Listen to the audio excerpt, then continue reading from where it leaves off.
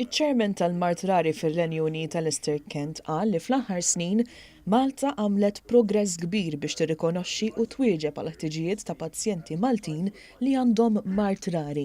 Huwa qal dan waqt li kienet jindirizza seminar li ttella l-ħamis filgħaxija mill-Alleanza Nazzjonali għall-Mard Rari f'Malta bil-għan li l-esperjenza ta' barranin f'dan il-qasam tkun ta' appoġġ għall pazjenti Maltin.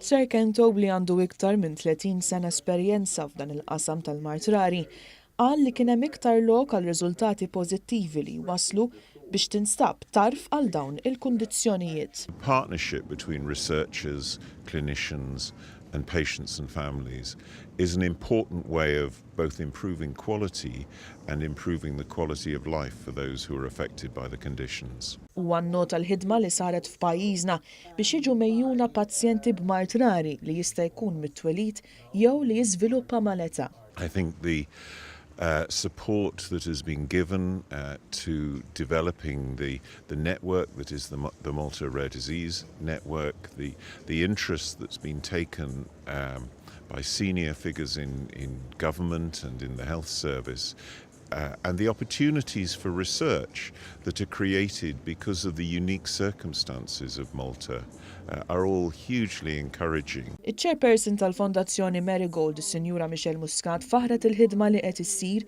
u sostniet li t-twaħħid tal-esperjenzi u tagħlim ma' entitajiet barranin huma essenzjali sabiex Malta tkompli tibni futur f'dak li għandu x'jaqsam mal-kura għall-mard u l-kundizzjonijiet rari. Nistgħu naqsmu dak l-esperjenza li pajjiżi barranin forsi għandhom ma' pajjiżna u man-nies ġewwa pajjiżna biex kemm jista' jkun nagħtu support il dawn in-nies.